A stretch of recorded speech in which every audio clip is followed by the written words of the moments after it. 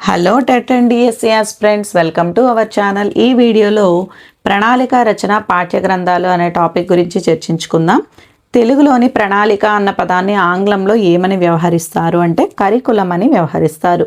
Curriculum అన్న ఆంగ్ల పదం లాటిన్ భాషలోని ఏ ధాతువు నుంచి జనించింది అంటే కెరూర్ అనేటటువంటి ధాతువు నుండి జనించింది. లాటిన్ భాషలో కెరూర్ అనగా అర్థం పరిగెత్తటం. కెరూర్ అనగా విద్యా లక్ష్యాలను సాధించటం అనే గమ్యాన్ని చేరటం. సామూహికంగా లేదా వ్యక్తిగతంగా నిర్వహించే, పాఠశాల లోపల పాఠశాల బయట నిర్వహించి, పాఠశాలల చేత రూపొందించబడి పాఠశాల ఆధ్వర్యంలో నిర్వహించబడే మొత్తం విద్యా కార్యక్రమమే ప్రణాళిక అన్నది జేఎస్ కేర్. నిర్దేశించుకున్న లక్ష్యాలను చేరటానికి చేయవలసిన కృత్యాలను ఒక క్రమ వరుసలో అమర్చుకోవటమే ప్రణాళిక అన్నది జాన్ అర్జెంట్. భవితకు ప్రణాళిక వేయని మనిషికి ఆదిలోనే హంసపాదు సాక్షాత్కరిస్తుంది అన్నది కన్ఫ్యూషియన్. తగిన సన్నద్ధత లేకపోవటం విఫలం కావటానికి సన్నద్ధత అవుతుంది అన్నది బెంజమిన్ ఫ్రాంక్లిన్. భవిష్యత్తును వర్తమానంలోకి తీసుకువచ్చి దానికోసం పాటుపడటమే ప్రణాళిక అన్నది అలాన్ లైకెన్. ఇక ప్రణాళిక నిర్వచనాలు చూసాం కదా, ప్రణాళిక రకాలేంటో చూద్దాం. మొదటిది సంస్థాగత ప్రణాళిక, ఇన్స్టిట్యూషనల్ ప్లాన్. విద్యార్థుల యొక్క పురోభివృద్ధికి, సామాజిక సాంస్కృతిక పరిసరాలకు అనుగుణంగా ఒక సంవత్సరంలో నిర్వహించగల విద్యా కార్యక్రమాలన్నింటినీ పేర్కొంటూ సిద్ధం చేసే ప్రణాళికే సంస్థాగత ప్రణాళిక. బోధనా ప్రణాళికకు అందుకు అవసరమైన పరికరాలను అభివృద్ధి చేసుకోవటానికి శిశు మనస్తత్వ సూత్రాలు, క్రీడా పద్ధతులు సరిపోతాయి అని చాలామంది విద్యావేత్తల అభిప్రాయము. దీన్ని ఏమంటారు అంటే సైకోలోగిజం అని చెప్పేసి పిలుస్తారు. బోధనా ప్రణాళికను, అందుకు అవసరమైన పరికరాలను అభివృద్ధి చేసుకోవటానికి శిశు మనస్తత్వ సూత్రాలు, క్రీడా పద్ధతులు సరిపోతాయని చాలామంది విద్యావేత్తల అభిప్రాయం. దీన్ని ఏమంటారు అంటే సైకోలోగిజం అని చెప్పేసి అంటారు. పాఠశాల అభివృద్ధికి సహాయం చేసేది కాబట్టి దీనిని పాఠశాల అభివృద్ధి ప్రణాళిక అని చెప్పి పిలుస్తారు. అందరి భాగస్వామ్యంతో రూపొందించే ప్రణాళికే సంస్థాగత ప్రణాళిక. సమాజానికి, పాఠశాలకు మధ్య సంబంధం ఏర్పరిచే ప్రణాళిక సంస్థాగత ప్రణాళిక. తమ పాఠశాల కార్యక్రమాలను అభివృద్ధి చేయటానికి ఒక పాఠశాల తమ అవసరాలను, అందుబాటులో ఉన్న వనరులను దృష్టిలో ఉంచుకుని తమకు తాముగా తయారు చేసుకునే ప్రణాళికే సంస్థాగత ప్రణాళిక అన్నది ఎంబి బచ్. సంస్థాగత ప్రణాళికను తయారు చేసేది పాఠశాల ప్రధానోపాధ్యాయుడు. ఇది మోస్ట్ ఇంపార్టెంట్ బిట్ అండి. సంస్థాగత ప్రణాళికను తయారు చేసేది పాఠశాల ప్రధానోపాధ్యాయుడు. సంస్థాగత ప్రణాళికకు ప్రాధాన్యత ఇచ్చినటువంటి కమిషన్ ఏది అంటే కొఠారి కమిషన్. సంస్థాగత ప్రణాళిక యొక్క ముఖ్య లక్షణాలను చూద్దాము. ఇది దీర్ఘకాలిక ప్రణాళిక. విద్యార్థుల ప్రయోజనాలను రక్షించటమే దీని యొక్క ముఖ్య లక్షణం. అలాగే పాఠశాలకు అవసరమైనటువంటి మానవ ఆర్థిక వనరులను సేకరించడం కూడా దీని యొక్క లక్షణం. సంస్థాగత ప్రణాళిక తయారు చేసినప్పుడు దృష్టిలో ఉంచుకోవాల్సినటువంటి అంశాలు ఏవి అంటే పాఠశాలల గమ్యము లేదా ధ్యేయము, పాఠశాలల యొక్క అవసరాలు, పాఠశాలకు సమాజం నుంచి లభించేటటువంటి వనరులు, ప్రభుత్వం నుంచి మనకు లభించేటటువంటి వనరులు, ఇవన్నీ కూడా సంస్థాగత ప్రణాళికను తయారు చేసేటప్పుడు దృష్టిలో ఉంచుకోవాల్సినటువంటి అంశాలు. రెండవది విద్యా ప్రణాళిక. విద్యా ప్రణాళికను ఆంగ్లంలో కరికులం అని చెప్పేసి అంటారు. కరికులం అనే పదం కర్రెర్ అనేటటువంటి లాటిన్ పదం నుండి వచ్చింది. కర్రెర్ అంటే పందెపు బాట లేదా పరుగు పందెపు బాట అని అంటారు. విద్యార్థి సర్వతోముఖాభివృద్ధికి సహాయపడేటటువంటిది విద్యా ప్రణాళిక. ఇక విద్యా ప్రణాళిక అంటే విషయ ప్రణాళిక ప్లస్ సహపాఠ్య కార్యక్రమాలు ఇతర అంశాల్లోకి వస్తాయి. నెక్స్ట్ విద్యా ప్రణాళిక నిర్వచనాలు ఏంటో చూద్దాం. విద్యార్థికి సంబంధించినటువంటి మొత్తం పాఠశాల జీవితాన్ని విద్యా ప్రణాళిక అంటారు అని అన్నది 1952-53 సెకండరీ విద్యా కమిషన్ లేదా లక్ష్మణస్వామి మొదలియర్ కమిషన్ అని కూడా ఇవ్వటానికి అవకాశం ఉంది.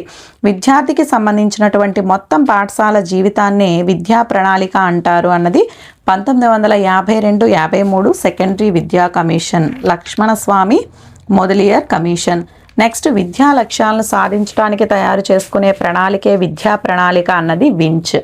పాఠశాలలో విద్యార్థులకు కల్పించినటువంటి వ్యాసంగాలన్నీ కలిపితే అదే విద్యా ప్రణాళిక అన్నది ఆల్బర్ట్. నెక్స్ట్ వన్, మన సంస్కృతి పరంపర నుంచి ఆశించదగిన అనుభవాలైన జ్ఞానము, అవగాహన, నైపుణ్యాలు, వైఖరులను వ్యవస్థీకరించే యోచనే విద్యా ప్రణాళిక అన్నది జాతీయ విద్యా విధానం 1986. తన కళా కేంద్రంలో తన ఆదర్శాలకు అనుగుణంగా తీర్చిదిద్దుకోవటానికి ఉపాధ్యాయుడు విద్యార్థిని సామాగ్రిగా ఉపయోగించుకోవటానికి ఉపయోగపడే సాధనమే విద్యా ప్రణాళిక అన్నది కన్నింగ్హేమ్. అంశము, బోధనా పద్ధతులు, ఉద్దేశ్యాలు ఈ 3 రంగాలతో కూడినదై పరస్పర ప్రభావం కలది విద్యా ప్రణాళిక అన్నది ఫిలిప్స్ టేలర్. విద్యార్థి సాధించాల్సినటువంటి విద్యా లక్ష్యాలు నెరవేరటానికి పాఠశాల నిర్వహించే కార్యకలాపాల సమూహమే విద్యా ప్రణాళిక అన్నది పౌల్ హార్ట్స్. పాఠశాలలోనూ పాఠశాల బయట అభ్యాసకుని లేదా విద్యార్థి శారీరక, మానసిక, భావాత్మక, ఆధ్యాత్మిక, నైతిక వికాసానికి దోహదపడే కార్యకలాపాల సమగ్ర స్వరూపమే విద్యా ప్రణాళిక అన్నది క్రో అండ్ శ్రీమతి క్రో. పాఠశాలలో విద్యార్థులకు విద్యానుభవాలు కలిగించటం కోసం సాంఘిక సమూహం యొక్క రూపకల్పనే విద్యా ప్రణాళిక అన్నది బ్యూచాంఫీ. ఇది ఇంపార్టెంట్ బిట్ అండి, బ్యూచాంఫీ.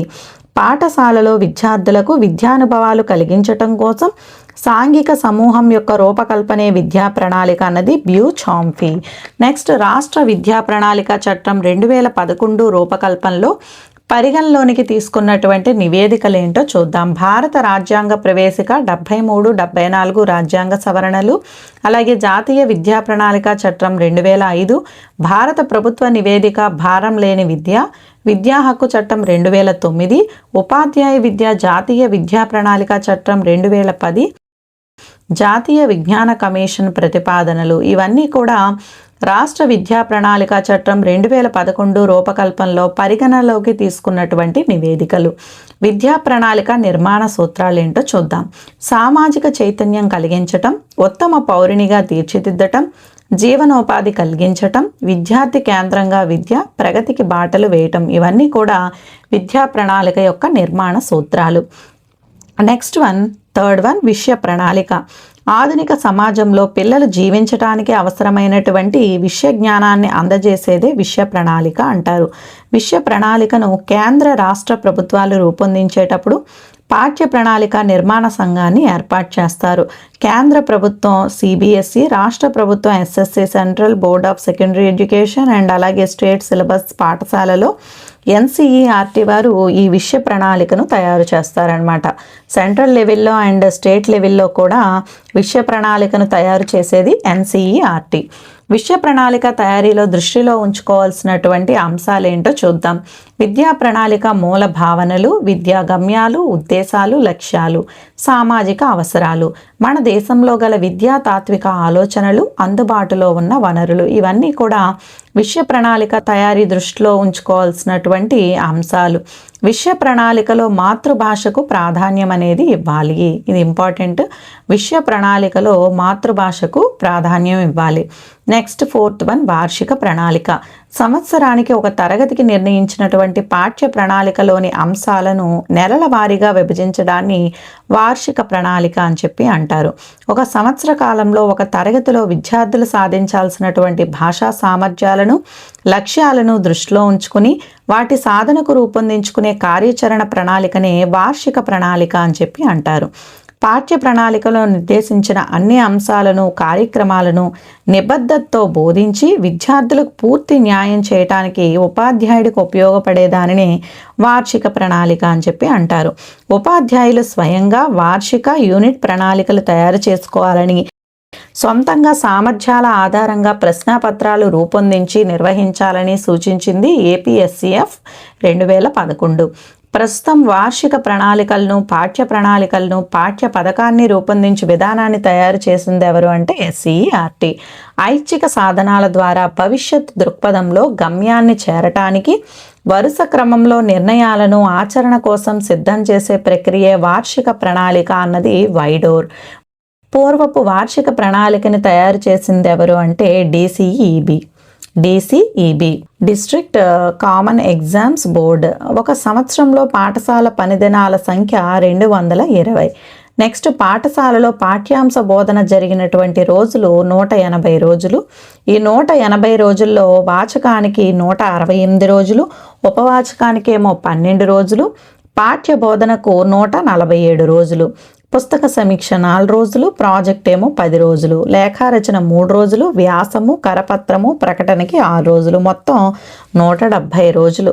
అందులో టీచర్స్కి మనకి ఉపాధ్యాయునిలకైతే 27 రోజులు సెలవు, ఉపాధ్యాయులకైతే 22 రోజులు సెలవు. అంటే ఇలాంటి క్వశ్చన్స్ కూడా అడగడానికి ఛాన్సెస్ ఉన్నాయి. అండ్ నెక్స్ట్ వార్షిక ప్రణాళిక సోపానాలు నమూనా. మొదటిగా తరగతి, నెక్స్ట్ విషయము, మూడవది అవసరమైనటువంటి కాలాంశాల సంఖ్య, పిల్లలు సాధించినటువంటి సామర్థ్యాలు, నెక్స్ట్ నెలవారీగా పాఠశాల విభజన, ఉపాధ్యాయ ప్రతిస్పందన, ప్రధాన ఉపాధ్యాయుని సంతకము, సూచనలు, ఇవన్నీ కూడా వార్షిక ప్రణాళిక యొక్క సోపానాలు అన్నమాట. ఇవన్నీ కూడా వార్షిక ప్రణాళిక యొక్క సోపానాలు. నెక్స్ట్ 5వది పాఠ్య ప్రణాళిక లేదా పాఠ్య విభాగ ప్రణాళిక. ఈ పాఠ్య ప్రణాళికనే పాఠ్య పథకము, యూనిట్ ప్రణాళిక, సమగ్ర ప్రణాళిక, అంశ ప్రణాళిక అని చెప్పి అంటారు. ఒక పాఠ్యాంశానికి అవసరమైనటువంటి పీరియడ్స్ని దృష్టిలో పెట్టుకుని తయారు చేసుకునే ప్రణాళికనే పాఠ్య విభాగ ప్రణాళిక అని అంటారు. 10 సంవత్సరాల వ్యవసాయం చేయాలంటే పండ్ల చెట్లు నాటాలి, 100 సంవత్సరాల వ్యవసాయం కొనసాగాలంటే విద్య అనేటటువంటి చెట్టు నాటాలి అనేది చైనీస్ సామెత అండి. చైనీస్ సామెత అయినా చాలా మంచి సామెత కదా ఇది. 10 సంవత్సరాలు వ్యవసాయం చేయాలంటే పండ్ల చెట్లు నాటాలి, అదే 100 సంవత్సరాల వ్యవసాయం కొనసాగాలంటే విద్య అనేటటువంటి చెట్టుని నాటాలి. పరస్పర సంబంధం ఉన్నటువంటి సుదీర్ఘమైన విషయాన్ని యూనిట్ అని పిలుస్తారు అని అన్నది ప్రెస్టన్. ప్రతి పాఠాన్ని ప్రాతిపదికగా తీసుకొని ఆ పాఠ్య బోధనకు అవసరమైనటువంటి పీరియడ్స్ దృష్టిలో పెట్టుకుని రాసే ప్రణాళికే యూనిట్ ప్రణాళిక. ఏకలక్షణ సంపన్నత కలిగినటువంటి ప్రణాళిక ఏది అంటే యూనిట్ ప్రణాళిక. ప్రాథమిక పాఠశాలలో తెలుగు భాషకు సంబంధించి ప్రతిరోజు టైం టేబుల్లో 90 నిమిషాలు కేటాయిస్తారు దీనికి. ఈ 90 నిమిషాలలో 45 నిమిషాలు పాఠ్యబోధనకి, రెండవ 45 నిమిషాలు కూడా అభ్యాసాలకు కేటాయిస్తారు. నెక్స్ట్ పీరియడ్ ప్రణాళిక. ఈ పీరియడ్ ప్రణాళికనే కాలాంశ ప్రణాళిక అని అంటారు. ఒక పీరియడ్లో బోధించాల్సిన అంశానికి సంబంధిత తయారు చేసుకునే ప్రణాళికనే పీరియడ్ ప్రణాళిక అని చెప్పి అంటారు. ఈ పీరియడ్ ప్లాన్ 45 నిమిషాలు తయారు చేస్తారు, 45 నిమిషాల కోసం. ఈ పీరియడ్ ప్లాన్ని తయారు చేసేది ఎవరు అంటే ఛాత్రోపాధ్యాయుడు, ఎవరైతే ట్రైనింగ్లో ఉంటారు కదా వాళ్ళు. యూనిట్ ప్లాన్ తయారు చేసేది ప్రభుత్వ పాఠశాల ఉపాధ్యాయుడు. అంకాత్మక పాఠ్య ప్రణాళిక. ఈ అంకాత్మక పాఠ్య ప్రణాళిక అంటే డిజిటల్ లెసన్ ప్లాన్ అన్నమాట. బోధన అభ్యసనలో ఐసీటీ యొక్క ప్రాధాన్యత తెలియజేసింది ఎన్సిఎఫ్ 2005. ఉపాధ్యాయుడు కంప్యూటర్ సహాయంతో ఒక డిజిటల్ లెసన్ ప్లాన్ని తయారు చేయాలి. బుర్రకథ అనే పాఠ్యాంశం చెప్పేటప్పుడు లలిత కళలు ఉపయోగించి చెప్పటం ఉద్దేశంగా గల ప్రణాళిక లలిత కళాత్మక పాఠ్య ప్రణాళిక. అన్వేషణల ఆధారంగా తయారు చేసే పాఠ్య పథకాన్ని ఏమంటారు అంటే నవప్రవర్తన పాఠ్య పథకం అని చెప్పేసి అంటారు. గిరిజనుల విద్యకు అవరోధం అనే అంశాన్ని బోధించినప్పుడు ఉపయోగించే పాఠ్య ప్రణాళిక నవప్రవర్తన పాఠ్య ప్రణాళిక. అవసరమైన చోట తగిన కృత్యాలను తరగతి గదిలో విద్యార్థులు నిర్వహించేటట్లు సామాగ్రిని ఏర్పాటు చేయటం ద్వారా పాఠ్య పథకాన్ని ముందుకు నడిపించడం అనేదే కృత్యాధార పాఠ్య పథకం. ప్రస్తుత ప్రాథమిక పాఠశాలల్లో ఉపయోగించే పద్ధతి కృత్యాధార పాఠ్యపథక పద్ధతి. ఉపాధ్యాయుల పాత్ర ప్రముఖంగా ఉండే ఉపాధ్యాయులు పాఠంని వివరించి చర్చన పెట్టడాన్ని వివరణాత్మక పాఠ్యపథకం అని చెప్పేసి అంటారు. ఉపాధ్యాయుల పాత్ర ప్రముఖంగా ఉండి ఉపాధ్యాయులు పాఠంను వివరించి చర్చను పెట్టడాన్ని వివరణాత్మక పాఠ్యపథకం అంటారు. సో సమర్థనీయం కాని ప్రణాళిక ఏది అంటే వివరణాత్మక పాఠ్య ప్రణాళిక. ఇది ఇంపార్టెంట్ అండి. సమర్థనీయం కాని ప్రణాళిక ఏది అంటే వివరణాత్మక పాఠ్య ప్రణాళిక. నెక్స్ట్ వన్ వనరుల వినియోగం. వనరుల వినియోగంలో చూస్తే భాషను నేర్చుకోవటానికి, భాషను బోధించటానికి ఉపయోగపడే వనరు ఏది అంటే పాఠ్యపుస్తకం.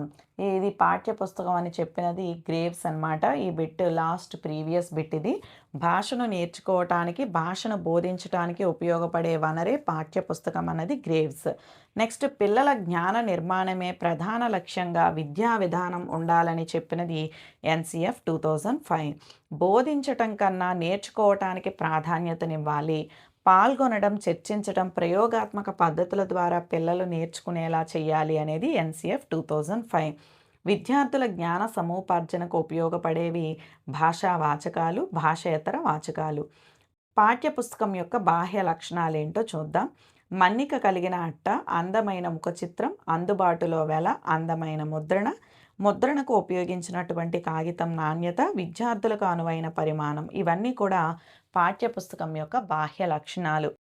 అండ్ అలాగే పాఠ్యపుస్తకం యొక్క అంతర్లక్షణాలు. వాచక లేదా వాచకాల తయారీలో 4 ప్రధాన అంశాల క్రమం. ఇది కూడా లాస్ట్ ప్రీవియస్ బిట్ అండి. వాచకాల తయారీలో 4 ప్రధాన అంశాల క్రమం చూస్తే 1వది ఎంపిక, 2వది అమరిక, 3వది రచన, 4వది యోగ్యత. ఇది ఇంపార్టెంట్ బిట్. నెక్స్ట్ 1, 2 తరగతులలో పాఠ్య పుస్తకాలలో అక్షరాల సైజు 20 పాయింట్లు ఉండాలి. 3, 4 తరగతుల పాఠ్య పుస్తకాలలో అక్షరాల సైజు 18 పాయింట్లు ఉండాలి. 5వ తరగతి పాఠ్య పుస్తకాలలో అక్షరాల సైజు 16 పాయింట్లు ఉండాలి. 6 ఆ పైన తరగతులు అంటే 6 నుంచి 10వ తరగతుల వరకు కూడా పాఠ్య పుస్తకాలలో అక్షరాల సైజు 14 కానీ 16 పాయింట్లు కానీ ఉండాలి. పాఠ్య పుస్తకం యొక్క పరిమాణం 1/8 డెమీ సైజులో ఉండాలి. నెక్స్ట్ పాఠ్యపుస్తక నిర్మాణం యొక్క కీలక సూత్రాలు ఏంటో చూద్దాం. ఏపీఎస్సీఎఫ్ 2011 భాషా ఆధారపత్రం సిఫార్సుల మేరకు ఎస్సీఆర్టీ ఆధ్వర్యంలో పాఠ్యపుస్తకాలు సిద్ధం చేస్తారు. జాతీయ విద్యా విధానం ఎన్ఈపి 1986 సూచించినటువంటి 10 మౌలిక అంశాలకు అనుగుణంగా ఉండాలి. జాతీయ విద్యా విధానం సూచించినటువంటి 10 మౌలిక అంశాలకు అనుగుణంగా పాఠ్యపుస్తకం అనేది ఉండాలి. అవేంటి ఆ 10 అంశాలు అంటే విషయ ప్రణాళికలో సాధించినటువంటి బోధనా లక్ష్యాలు, ఉద్దేశాలను దృష్టిలో ఉంచుకోవాలి. అండ్ అలాగే భారతీయతను పెంపొందించే అంశాలతో ఉండాలి. వైవిధ్యం కలిగినటువంటి రచనా శైలి ఉండాలి. తెలుగు సాహిత్యంలోని వివిధ ప్రక్రియలను పరిచయం చేయాలి. విద్యార్థుల స్థాయి, మానసిక స్థితిని బట్టి పాఠ్య గ్రంథాల నిర్మాణం జరగాలి. నైతిక విలువలు, భాషా నైపుణ్యాలు పెంపొందించేలా ఉండాలి. అలాగే వ్యాకరణ అంశాలు, ఛందస్సు, అలంకారాలు విద్యార్థుల స్థాయిని బట్టి పరిచయం చేయాలి. పాఠ్యపుస్తకం విద్యా ప్రమాణాల సాధనకు దోహదపడేలా ఉండాలి. ఇది లాస్ట్ టెట్ 2018లో ఈ బిట్ ఇవ్వటం జరిగిందండి. విద్యా ప్రమాణాల సాధనకు దోహదపడేలా ఉండేది పాఠ్యపుస్తకం. దేని ఆధారంగా దోహదపడేలా ఉండాలంటే విద్యా ప్రమాణాల సాధనకు దోహదపడేలా ఉండాలి. నెక్స్ట్ పాఠ్యపుస్తకంలో భాష ఎట్లా ఉండాలంటే శిష్ట వ్యవహారిక భాషలో ఉండాలి. పాఠాల చివర అధ్యాపకుడికి, విద్యార్థికి బోధన అభ్యసన కార్యకలాపాలకు సహకరించేవి అధ్యయన వేదికలు. పాఠాలు చివర అధ్యాపకుడికి, విద్యార్థికి బోధన అభ్యసన కార్యకలాపాలకు సహకరించేవి ఏంటి అంటే అధ్యయన వేదికలు. పాఠ్యపుస్తక రచయిత ఉద్దేశాలు ఏ బోధనా పద్ధతిలో చెప్పాలి, ఉపాధ్యాయులకు సూచనల వంటి అంశాలు ఉండేవి ఎక్కడ అంటే ముందు మాట, తొలి పలుకు, పీఠికలో ఉంటాయి. పాఠ్యపుస్తక రచయిత ఉద్దేశాలు ఏ బోధనా పద్ధతిలో చెప్పాలి, అలాగే ఉపాధ్యాయులకు సూచనలు వంటి అంశాలు ఎక్కడ ఉంటాయి అంటే ముందు మాట, తొలి పలుకు, పీఠిక. స్టార్టింగ్ మనకి పాఠ్యపుస్తకం మొదట్లో ఉంటాయి కదండి, అవి ముందు మాట అన్న, తొలి పలుకు అన్న, పీఠిక అన్న ఒకటే. నెక్స్ట్ ఉపాధ్యాయుడు పాఠ్యాంశ బోధన ఏ విధంగా చేయాలో తెలియజేస్తూ ఉపాధ్యాయులకు చేతి కర్ర వలె సహాయం చేసేది ఏది అంటే అధ్యాపక దర్శిని. అధ్యాపక దర్శిని అంటే టీచర్ హ్యాండ్ బుక్ అండి. అధ్యాపక దర్శిని అంటే టీచర్ హ్యాండ్ బుక్. ఉపాధ్యాయుడు పాఠ్యాంశ బోధన ఏ విధంగా చేయాలో తెలియజేస్తూ ఉపాధ్యాయులకు చేతి కర్ర వలె సహాయం చేసేది అధ్యాపక దర్శిని. ఒక విద్యార్థికి ఇతర విద్యార్థుల సహకారం లేకుండా నిర్వహించేవేది అంటే వయోక్తిక సహపాఠ్య కార్యక్రమాలు. వ్యాసరచన, వక్తృత్వము, పద్యాలను వల్లివేయటం ఇవన్నీ కూడా వేటికి సంబంధించినవంటే వయోక్తిక సహపాఠ్య కార్యక్రమాలకి సంబంధించినటువంటివి. పాఠశాలలో సాహిత్య సమావేశాలు నిర్వహించటము, నాటక పోటీలు నిర్వహించటము మొదలైనవన్నీ కూడా సామూహిక సహపాఠ్య కార్యక్రమాలు. వయోక్తిక అంటే ఇతర విద్యార్థుల సహకారం లేకుండా చేసేవి వయోక్తిక సహపాఠ్య కార్యక్రమాలు. సామూహిక సహపాఠ్య కార్యక్రమాలు అంటే ఇతర విద్యార్థుల సహాయం లేకుండా నిర్వహించేవి సామూహిక సహపాఠ్య కార్యక్రమాలు. నెక్స్ట్ ఆనందము, బాధ, విచారం కలిగినప్పుడు నీవు తప్పనిసరిగా వెళ్ళవలసినటువంటి ప్రదేశం గ్రంథాలయం అన్నది ఈబి వైట్. ఆనందము, బాధ, విచారం కలిగినప్పుడు నీవు తప్పనిసరిగా వెళ్ళవలసిన ప్రదేశం గ్రంథాలయం అన్నది ఈబి వైట్. పాఠశాల గ్రంథాలయం ప్రయోగశాల వలె ఉపయోగపడుతుంది అని అన్నది డాక్టర్ రంగనాథన్. పాఠశాల గ్రంథాలయానికి అనుబంధంగా ఉండేది ఏంటి అంటే పఠనాలయం. సారస్వత సంఘం. సారస్వత సంఘము అంటే కల్చరల్ క్లబ్స్ అండి. ఈ కల్చరల్ క్లబ్స్కి గౌరవ అధ్యక్షుడు ప్రధానోపాధ్యాయుడు, అలాగే కల్చరల్ క్లబ్స్కి ఉపాధ్యక్షుడు భాషా పండితుడైనటువంటి ఉపాధ్యాయుడు. సారస్వత సంఘంలో కోశాధికారి, కార్యదర్శి, సభాధ్యక్షులు వీళ్ళంతా ఎవరు అంటే విద్యార్థులు. వీళ్ళు నాయకులుగా ఉంటారనమాట. నెక్స్ట్ ఈ సారస్వత సంఘం సమావేశం 15 రోజులకు ఒకసారి జరుగుతుంది. గ్రంథి అనగా చుట్టబడినది అని అర్థం. గ్రంథాలయానికి వెళ్ళే అలవాటు విద్యార్థికి ఏ తరగతి నుంచి నేర్పించాలి అంటే 3వ తరగతి నుంచి నేర్పించాలి. గ్రంథాలయానికి వారానికి ఒక పీరియడ్ కేటాయించాలి. ఈ పుస్తక నిధికి మరొక పేరు గ్రంథాలయం అన్నమాట. పాత విద్యార్థులు, ముద్రణాలయము, రచయితలు, కవుల నుంచి పుస్తకాలను సేకరించడం అన్నమాట. ఈ పుస్తకాలన్నింటినీ సేకరించిన ప్రదేశమే చిట్టి గ్రంథాలయం. పాఠశాల పత్రికకు సంపాదకుడిగా వ్యవహరించేది ఎవరు అంటే భాషోపాధ్యాయుడు. నెక్స్ట్ వన్ భాషా వాచకాలు. భాషకు సంబంధించినటువంటి పాఠ్య పుస్తకాలనే వాచకాలు అని చెప్పేసి అంటాము. విద్యాలయాల్లో విద్యార్థుల బోధన అభ్యసనానికి ఎంపిక చేసినటువంటి భాషా వాచకాలు ఎన్ని అంటే 3. ఒకటోది వాచకము లేదా ప్రధాన వాచకము, రెండవది ఉపవాచకము సబ్ రీడర్ అనమాట. మెయిన్ రీడరు వాచకము లేదా ప్రధాన వాచకం అంటే, రెండవది ఉపవాచకము సబ్ రీడరు, మూడవది కృషి పుస్తకం అంటే వర్క్ బుక్ అనమాట. ఫస్ట్ది వాచకం అంటే ఏంటి అంటే పద్య గద్యాత్మకమైనటువంటి పాఠ్యాంశాలతో పాటు సందులు, సమాసాలు, ఛందస్సు, అలంకారాలు మొదలైనవన్నీ ఉండేదే వాచకం అనమాట. నెక్స్ట్ విద్యార్థుల్లో భాషా నైపుణ్యాల అభివృద్ధికి చక్కని సాధనాలు ఏంటి అంటే వాచక పుస్తకాలు. విద్యార్థులలో క్షుణ్ణ పఠనాభివృద్ధికి, సాహిత్య జ్ఞానాన్ని పెంపొందించడానికి ఉపయోగపడేవి వాచకాలు. ఇది ఇంపార్టెంట్ బిట్ అండి. విద్యార్థులలో క్షుణ్ణ పఠనాభివృద్ధికి, సాహిత్య జ్ఞానాన్ని పెంపొందించడానికి ఉపయోగపడేది ఏంటి అంటే వాచకాలు. రెండవది ఉపవాచకం సబ్ రీడర్. వాచకం ద్వారా సాధించినటువంటి భాషా సామర్థ్యాల ఆధారంగా విద్యార్థుల్లో స్వయం అధ్యయనానికి చక్కగా దోహదపడే గ్రంథాన్ని ఉపవాచకం అని అంటారు. వాచకం ద్వారా సాధించినటువంటి భాషా సామర్థ్యాల ఆధారంగా విద్యార్థుల్లో స్వయం అధ్యయనానికి చక్కగా దోహదపడే గ్రంథాన్ని ఉపవాచకం అని అంటారు. విద్యార్థులలో విస్తార పఠన అభివృద్ధిని, స్వయం అధ్యయనాన్ని పెంపొందించడానికి ఉపయోగపడేవి ఉపవాచకాలు. క్షుణ్ణ పఠనాభివృద్ధి అయితే వాచకము, విస్తార పఠనాభివృద్ధి అంటే ఉపవాచకం అన్నమాట. ఈ విస్తార పఠనాభివృద్ధిని, స్వయం అధ్యయనాన్ని పెంపొందించడానికి ఉపయోగపడేవి ఉపవాచకాలు. విద్యార్థుల విరామకాల సద్వినియోగానికి ఉపయోగపడేది ఉపవాచకం. అండ్ లాస్ట్ వన్ కృషి వాచకం వర్క్ బుక్ అన్నమాట. వాచక పుస్తకాలలోని అభ్యాసాల ద్వారా విద్యార్థులలో పునర్బలనాన్ని చేకూర్చడానికి దోహదపడే పుస్తకాలనే కృషి పుస్తకాలు లేదా కృషి వాచకాలు అని చెప్పేసి అంటారు. వాచక పుస్తకాల్లోని అంశాలను అభ్యాసం లేదా సాధన చేయటానికి ఉపయోగపడేవే కృషి వాచకాలు. విద్యార్థులలో ఇవి పునర్బలనం కలిగించడానికి దోహదపడతాయి అన్నమాట. విద్యార్థులలో పునర్బలనం కలిగించడానికి దోహదపడేవి వర్క్ బుక్స్. ఇవండి ప్రణాళిక రచన పాఠ్య గ్రంథాలకి సంబంధించింది. నెక్స్ట్ వీడియోలో మనం బోధనా పద్ధతుల గురించి చెప్పుకుందాం. వీడియో కనుక నచ్చితే లైక్ చేయండి, షేర్ చేయండి, కామెంట్ చేయండి, సబ్స్క్రైబ్ చేయడం మర్చిపోకండి. Thank you all.